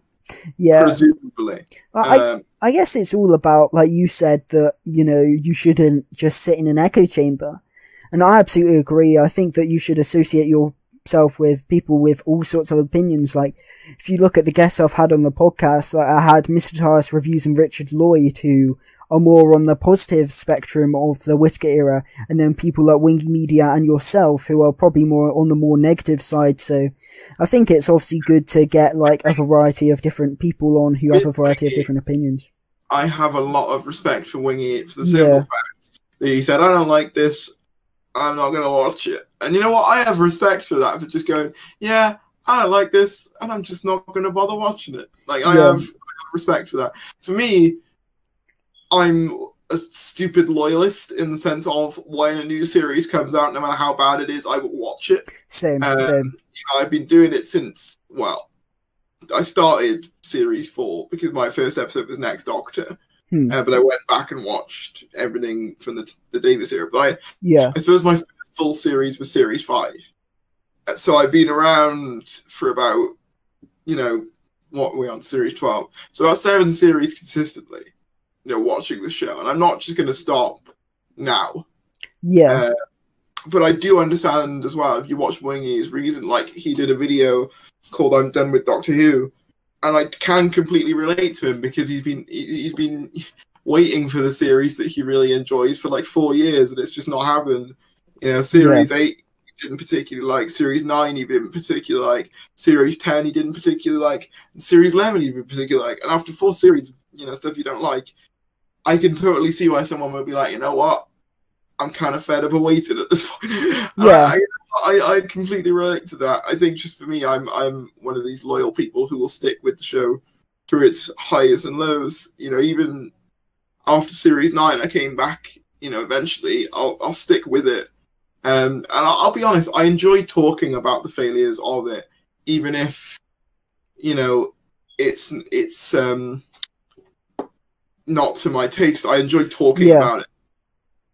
It's weird. I don't get, the one thing I don't get is that in terms of positive Doctor Who Twitter, is that this idea that you can only be positive, and only be happy. Don't get me wrong. I think sometimes spreading positivity is nice, but I think to label everything critiquing it as spreading negativity, I don't think I agree with that. It's like in the Happiness Patrol, when they've all got to act like really happy all the time, or in Smile where they've just got to stay smiling constantly. Yeah, you're a killjoy, Faris. Yeah, that's what I am. Candyman's coming for you. But no, when you got to smile constantly and smile, it's like that's not natural for humans. We can't be happy constantly and enjoy everything constantly. We're going to have our issues with it. And I think to paint that as something bad or as something that should be hidden or not discussed, I just think that is literally the Happiness Patrol when you're like, you're a killjoy, you've got to be happy. It's the same thing. Yeah. I think that's kind of been brought on a bit by Stan Twitter as well. I think that's kind of been emphasized where you have accounts that are dedicated to one section and only talk about that and are always positive all the time. I mean, I have nothing against Stan accounts, but I just feel like you should kind of be your own person with your own views, I guess, which is also what I try to do. I have nothing against Stan accounts, but I think sometimes it does get to a point where it's like you're not really being yourself. I saw a tweet from, I believe it was Einabber. Oh, yeah. Who said something to the effect of, sort of mockingly, oh yeah, I hate white guys. And then has a Twitter account dedicated to a band from 10 years ago. Yeah. And it's like, he's right in the sense of there is the hypocrisy there. It's weird as well with certain things. There's a big debate at the moment about separating the art from the artist. Can we do that? Is that a thing we can do? Personally, for me, I choose to try and do it as much as I can. Yes, same. I realise that for some people it's hard to. Like the Harry Potter thing, I can completely understand why a lot of transgender fans just don't what's the word I'm looking for? Just don't agree with what J.K. Rowling says and refuse to support her anymore. I completely get why you would want to. But at the same time, I went to York a while back and we went to the Shambles, which, if you don't know, that's what they based Diagon Alley off in the movie. Oh yeah. And they've capitalized the shit out of that because there's a bunch of Harry Potter shops along the way. Yeah. And my little brother is a massive Harry Potter fan.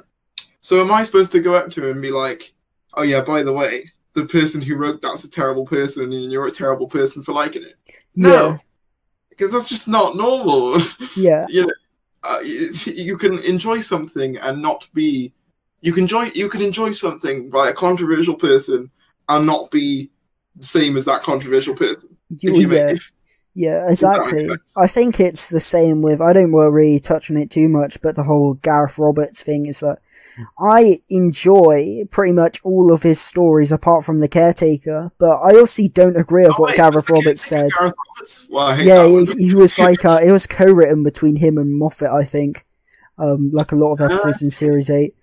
I think he wrote a lot of it, and then Moffat wrote like the Danny Pink stuff. I don't even know, but yeah, he co-wrote that. That's the last episode he wrote, actually. Was The Caretaker, but like I don't agree with what Gareth Roberts said, or at least not anymore. Like back when I was with, as I said, the certain people, they had very limited views on transgenderism. Let's say that. Yeah. And I was sort of absorbed in that, and therefore I made some stupid tweets about Gareth Roberts, which I shouldn't have made, and I've since apologised for.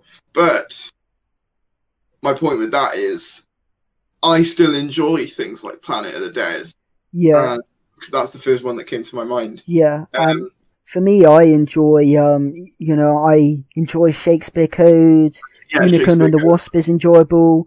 I get a lot out of The Lodger. I really enjoy that one. I even like Closing Time as well.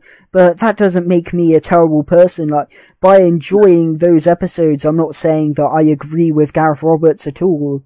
No, I think that I understand if people can't, but I do think it is important to at least try to separate the art from the artist, and to not kind of berate someone if they can do that just because maybe you can't.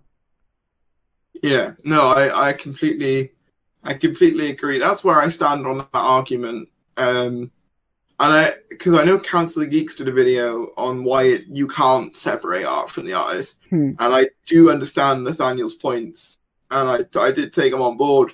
But for me, it's like, if you only enjoy art and you refuse to absorb art from only completely non-controversial people, eventually you're going to have no art left. Yeah. Because everyone in some way is controversial. Yeah, I think everyone has probably done something in their lives. I think when people talk about cancel culture, I think obviously it's a very weird thing to talk about, but I think that, yeah, that everyone has probably done something in their lives that isn't squeaky clean. Like, I think when people start dragging up like tweets from years ago and things, I mean, I personally don't agree with that, because I think it's important to allow people to change and allow people to grow. But yeah, also, yeah, people can grow, people can change, people have probably said something in their lives that they no longer agree with now. Is like, yeah, I've probably said something like years ago when I was like really young that I probably don't agree with now, but that's all a part of like growing up and figuring out your views on things. And yeah, absolutely, I think that, yeah, most people, like, no one's perfect, and I'm not obviously talking about Gareth Roberts here, I'm more kind of talking about people where their like old tweets have kind of been brought up and things. James Gunn is a great example. Yeah, absolutely. Like, those things were made like 10 years ago, and he's since apologized for them profusely. Yeah. And yet he still got fired from Disney. He's since been rehired for Guardians of the Galaxy Volume 3, I believe. Yeah, he but has. Actually got to that point in the first place, I think, it was just a bit ridiculous. Like, don't get me wrong, I don't agree with what he said, but people do change. Yeah, exactly. It's like, even yourself, you said that, like, you made some old tweets that you weren't particularly proud of, but you've since grown and changed as a person. I think it's important for people to recognise that. To a lot of the people who I upset and offended, and I've said, look, I don't think like that anymore. I'm, like Dimmy is a great example of that. I even said in this podcast that I don't, I'm sorry for what I said to Mr. TARDIS, who you had on the previous episode as well.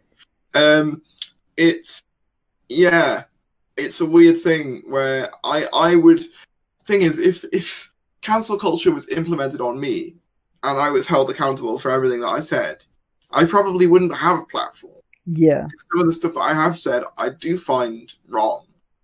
And are wrong, no matter how you try and sway it. But it's, humans are prone to change. And humans are also prone to being influenced. And I think to sort of almost vilify change and be like, well, people, if you say this once, then there's no way you can ever grow from it. It's kind of a weird mindset to have, I think, where it's like you're basically stopping people from growing, which is a natural thing. Well, yeah, exactly. I think everyone can grow, everyone can change, and everyone makes mistakes. So, I mean, you know, both of us, we're both quite, you know, young people in the grand scheme of things. So, of course, we're gonna make mistakes, because that's all part of growing up. And I think I found it quite interesting, because you obviously did your video about why you were done with Darren, shall we say. And I found it quite interesting about what you said about, I think you said you were 15 when you first kind of started to get involved with that crowd. And I honestly, like, that must have been such a weird experience for someone like yourself, you know, at that age, to start, you know, talking to those people, and then kind of what they've since done after the fact, you know, to you. I think it's, yeah, I don't really know where I'm going with this point, but I see what you mean. Yeah, I think it was a very impressionable age for me. Yeah, absolutely. I'm not making excuses for what I said, but it's important for the context of where I was at the time. Yeah. I'm 17 now, so it's 2 years since all of that. A lot can happen in 2 years. Well, yeah, absolutely. You know, like, this year alone is actually a prime example of that. We started at the end of 2019, everything was normal. We were all looking forward to a bright and bountiful 2020, and, you know, new decade and whatever. Yeah. And now we're what, 7 months into it, nearly 8 months into it, and the world's basically on fire. Oh yeah, exactly. That's how much can change in just 8 months. So how much is going to change for someone in 2 years? You know what I mean? It's exactly. In the last year, I've moved house. Like, you know, it was March this year I moved, and that was only what, 6 months ago, if that. Like, it's not, so much can change so quickly that to hold people accountable for things that happened before they had the opportunity to change is obviously hold people accountable for something they say, but don't drag up things that they obviously don't think anymore and have made abundantly clear that they don't. Well, yeah, exactly. And have apologised for, because what else can you do but apologise? It's not as if you get in a time machine and the TARDIS isn't just around the corner and you can just set the coordinates for when you said it and just stop yourself from saying it. You can't. Yeah. So what else are you supposed to say other than sorry? Well, yeah, absolutely. And I said, I think people should be allowed to change and allowed to grow. And yeah, I'd hope that no one kind of held you accountable for what you said back in the day, because obviously people are allowed to change and allowed to grow. And yeah, I think you're a perfect example, Faris, because you've kind of matured, I think, a lot as like a content creator over like the last few months, and even probably the last year. I'd say that you've kind of matured quite a lot as a content creator. And yeah, I think people should just give people time to change and to grow. And I think people go through different phases in their life as well. Obviously you said you were 15 then, you're 17 now. Like, a lot happens in that time. Obviously I'm 60 now, so I'm kind of in between, like you're 2 times from, and yeah, like, a lot changes in those times. And as you said, it's quite an impressionable age. So I think people just need to allow people to grow and to change. But obviously, if it's things people have said in the present, then obviously, absolutely, you know, that's not acceptable. But, you know, if it's stuff they said years ago, then I don't really see what's the point of bringing it up, because most likely they've changed and grown from that. Well, it's like when, do you know when you have like siblings and you'll do something wrong and then they'll bring it up months later when it's long past relevant? Yeah. It's like, well, at that point, what's the point in bringing it up? Because there's nothing we can do about it now. Yeah. You know what I mean? It's the same principle, just on a larger scale. But in closing, like, for me, in terms of this stuff, like, I'm flattered that you think that I've evolved as a content creator, and have matured as a content. I like to think that I have, but it's obviously to hear someone actually say it is nice. In terms of, I think, as you said, judging people, you're absolutely right. It's got to be, you have to take in context when things, and that's the same as well when people are going after people who make, for example, I'll give you an example. The certain films, for example, people are now calling out decades later and being like, this wasn't okay, that wasn't okay.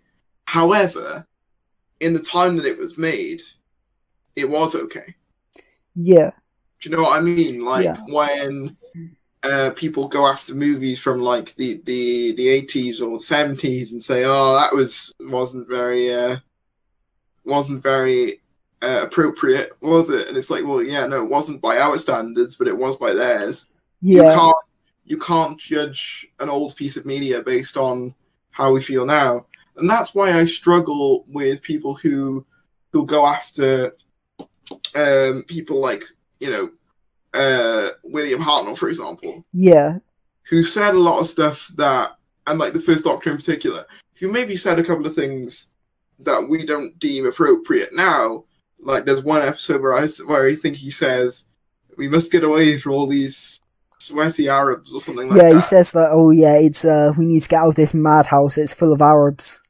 Which obviously isn't a great line, but... Yeah, no, obviously it's not. But at the 60s it was fine. Yeah. And like, I think as well, there is an impulse to blame the individuals rather than the bigger picture. Like Little Britain, for example.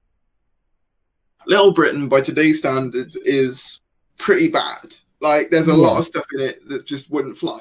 But you got to remember, the BBC aired it. Yeah, exactly. The BBC let people air it. So when you say, oh, Matt Lucas and David Walliams were ashamed, we should be ashamed for what they made, the BBC didn't stop them from showing it on TV.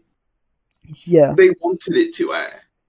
So I would say don't blame David and Matt Lucas, who have apologized profusely again, like James Gunn. Blame the people who let it be broadcast. Well, yeah, exactly. The BBC obviously played a big part in the airing of Little Britain, and yeah, absolutely. I think that... And it's the same as well with Doctor Who and Nightmare in Silver. Maybe don't blame Matt Smith. Blame the BBC for not saying, maybe we shouldn't have that scene in it. Well, yeah, Matt Smith didn't even write it. He's just the one who performed what was given to him.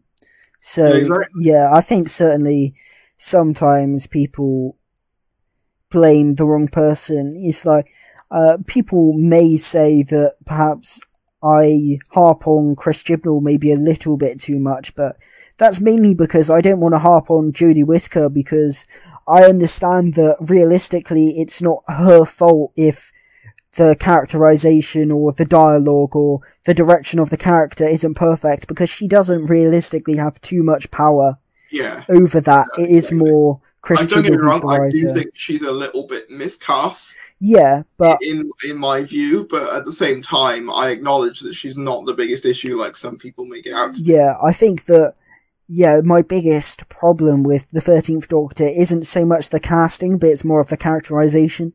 Like, I think that Jodie could play a good Doctor, that it's just she's not written in a way that would suit her. The only reason I'm not convinced is because a lot of people say, oh, watch her in this, watch her in that. And I've seen her in clips of other things, and I just don't get it. Yeah. I don't get where, like, people are saying, like, people were really bigging up her performance, saying, oh, she's fantastic. I've watched a couple of bits, from Broadchurch and Attack the Block. And to me, she just doesn't have the range. She seems very similar in a lot of those roles. Like in Broadchurch, it sounds like she's trying to do an English accent, but her Yorkshire accent keeps seeping through. I don't know whether anyone else picked up on that, but in Attack the Block, I think she just does her normal voice as well, and she's literally a doctor in that. So to me, it doesn't feel much different from what we have now. Yeah. So I don't really know where this perception of her being a super ranged actor came from, because whenever I've seen it, she seems to be playing very similar characters. Yeah. personally, I haven't even seen Jodie Whittaker in anything other than Doctor Who. So I've just watched clips of it. Yeah, I think I don't know if you know Jack Wolf, but he put out a really great video. Yeah, he put out a really great video on the 13th Doctor. I don't know if you've seen it. Yes, I have. Yeah. Yeah, and I think he just completely summed up the problems with that Doctor, and I do think a lot of people, I don't think Jodie Whittaker has been great, especially in Series 11. I think she was much better in Series 12, but also I think people need to acknowledge that she can't pull off, like, amazing acting work if there's no amazing acting scenes. Like, in Series 11, she's, like, there are no scenes that require her to do anything other than a bubbly, quirky Doctor that pretty much anyone could play. That I was rewatching Series 5 in my marathon, and the amount of, like, Matt Smith, I think, obviously pulls off the quirky Doctor more convincingly than Jodie does, but if Matt Smith was just the bubbly Doctor all the time in Series 5, he'd probably be a little bit irritating, but I think it's the fact that he has so, like, much diverse scenes to work with, and the amount of, like, dark and serious moments he gets in Series 5 is what makes his Doctor so great. That Jodie is contending for screen time with 3 other people. Absolutely. One of which being arguably one of the most popular faces on British TV at the moment, being Bradley Walsh, yeah. Who is just literally everywhere. Yes. And I think that, to be fair, I do feel sorry for her in some cases, because she's obviously been put in a situation where Chibnall's gone, right, here's a script, make it your own. And Jodie's just gone, but I don't know how to. And, like, it is difficult, because it seems like Chibnall expected Jodie to put her own spin on it, but Jodie expected Chibnall to give her more of a direction. Well, yeah, exactly. There's literally a clip. I think Jack Wolf puts it in his video. Yeah, I know the one you're on about. Yeah, where one of them saying Chibnall says, "Oh, it's Jodie," and then she said it's on the page. Yeah, clearly a bit of a disconnect there. Between the two, and I think that's what's sad about it, is that maybe she could do a decent Doctor, but unfortunately, I don't think we're going to see it. Well, yeah, or at least for me. Yeah, that was my same thing with Capaldi until the end, is that it was the characterization that was holding him back. Oh yeah, the actor, Peter Capaldi, I had no doubts about the actor, but even then, he had more opportunity to show off his acting chops. Yeah, there were certainly more scenes, but I think that in Series 8 and 9, I don't think the characterization particularly helped him, and then by the time you get to Series 10, where I thought the characterization was spot on, it was his last series. I feel like we're gonna get a similar situation with Jodie, where if she leaves in Series 13, I imagine, because I think they listen to the criticisms of her Doctor for Series 12, so if they continue in that direction, I feel as if we might get a really good 13th Doctor in Series 13, but unfortunately it will probably be her last series, and we'll get a bit of, like, Capaldi syndrome in that sense, which I think is quite disappointing. I agree. No, I agree. I think they didn't help themselves when they introduced the Ruth Doctor either. Yeah. Because the Ruth Doctor, to me, is infinitely more interesting and better written, and more of what I want the Doctor to be than Jodie Whittaker. And that's a very dangerous thing to do mid a Doctor's tenure. So basically, I think all the cards are almost being stacked against Jodie in a way. And she's just in this impossible situation where she was already going to have an uphill battle because she was the first female Doctor, and she was inevitably going to have people who just hated her for that reason. To add on top of that she's got to contend with 3 other actors for screen time. She's got to play a character that she's been told not to research by the showrunner, apparently. She's been given pretty lackluster material. Is it any wonder we find her performances to be a bit underwhelming? It's like, it just seems like everything's confounding on it. And now she's got another Doctor to contend with who is infinitely better written and got much more interesting premise. A Doctor running away from a evil Gallifreyan organization is infinitely more interesting than I go on adventures with my fam and stuff. Christ, yeah. It's way more interesting. So I don't know what it's almost like everything's been stacked against her. So I do feel sorry for her on that end. And at the end of the day, I don't side with the people who try and make Whittaker feel guilty for taking the role, because realistically, you get offered one of the biggest characters on British TV, you're gonna take it. Well, yeah, absolutely. Like, well, yeah, if Jodie Whittaker gets offered this role, she's obviously gonna take it. It's the biggest role she's ever gotten, and likely if she didn't become the Doctor, it's likely the biggest role she would ever be given, because I guess when you think about it, if you become the Doctor, like, some actors get typecast, but also it's a brilliant springboard to get your acting more recognised. Like David Tennant, for example, if he wasn't the Doctor, he probably wouldn't have gone on to do some of the, like, fantastic acting jobs that he's been given because of that, so you can use it as a springboard to better acting work as well. I feel like if your Doctor Who isn't great, like, you're gonna struggle to get out of it. Like Colin Baker, for example, struggled to find work quite a bit after, because no one wanted to hire the worst, what was thought of as the time as the worst Doctor. Yeah, I think it was certainly a bit different back in the classic series compared to now, because, like, equally, yeah. I think to a lot of people, Jodie's performance isn't really all that. And realistically, a lot of companies are probably going to go, yeah, she wasn't that great as Doctor Who or the Doctor or whatever, so maybe we don't go for her. You know what I mean? It might, because as well, there's like this happens in Hollywood all the time. Example I always like to use is the guy who played Aladdin, because the remake, obviously it made all the money, but it wasn't received very well critically. He struggled to get a lot of work after no one would hire him. And it happened with Daisy Ridley recently as well. She said that she struggled to get work after Rise of Skywalker came out. So I do feel sorry for her in the sense of, I do think it might be more of a hindrance than a help, having played the Doctor when she leaves. Which is why my personal theory is she'll be around for longer than the 3-series stint that we usually see. And again, that's not me trying to be all, oh yeah, Jodie's going to go nowhere after Doctor Who. I'm not trying to be mean. But she's just in a very difficult situation, I think, right now. Which is obviously very unfortunate for her. But then at the same time, I don't feel too bad because she's being paid like 400 grand a year. So, I can't feel too bad for her. And she'll probably get a few more roles on like BBC and ITV shows. But I can't see her going like Karen Gillan going international.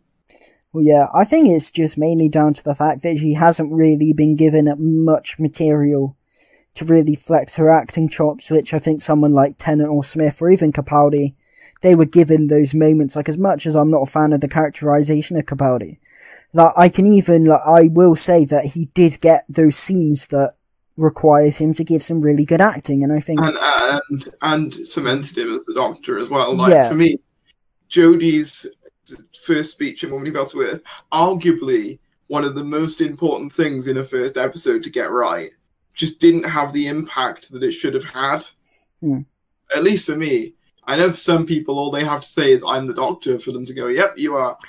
For me, if it doesn't feel right, it'll take a while, and that's what it was like with Jodie. It's like I didn't quite feel convinced when she said I'm the Doctor, I haven't really had that definitive moment with her yet where I'm like, that's the Doctor. You know what I mean? Like, the closest I've gotten is Haunting of Billy Diodati.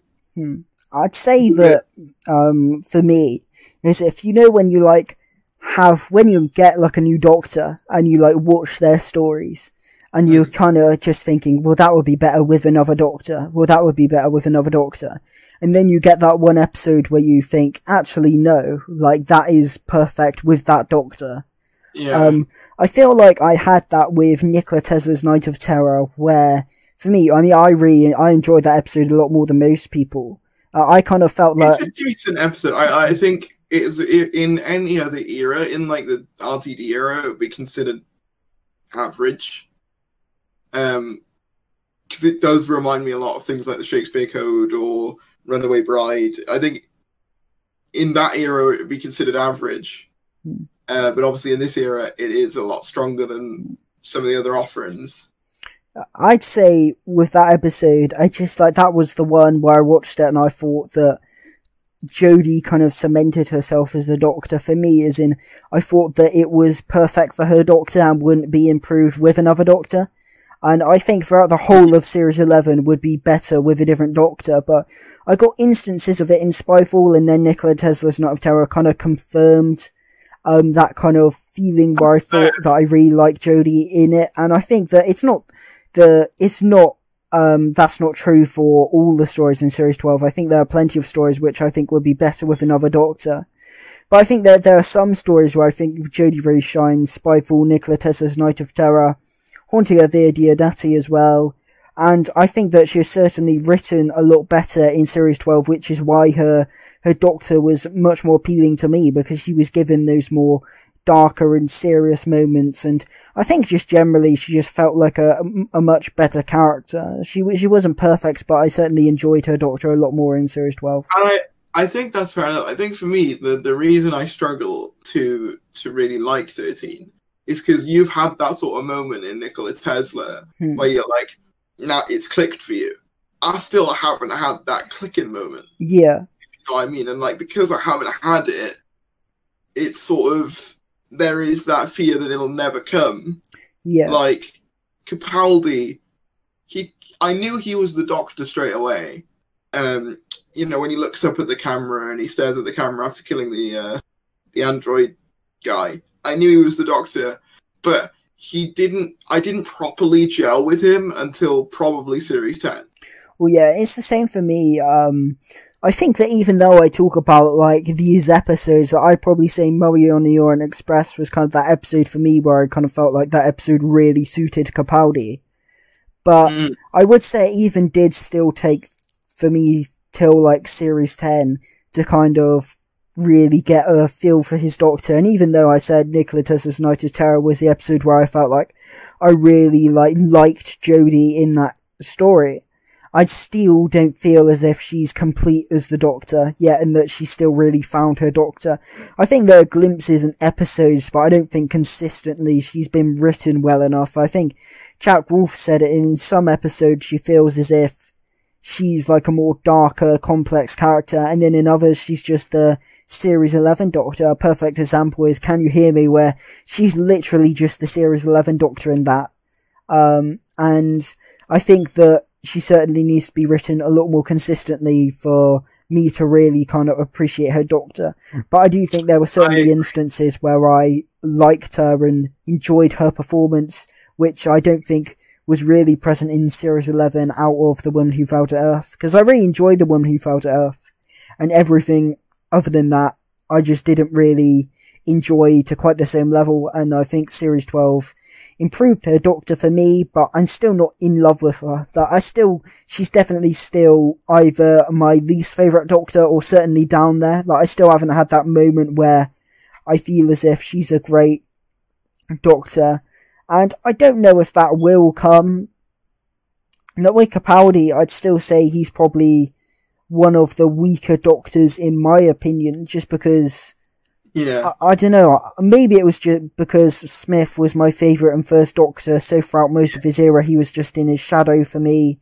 I think I rank him like 10th or something, which is, or is it like 8th or 10th, which has gone up a little bit.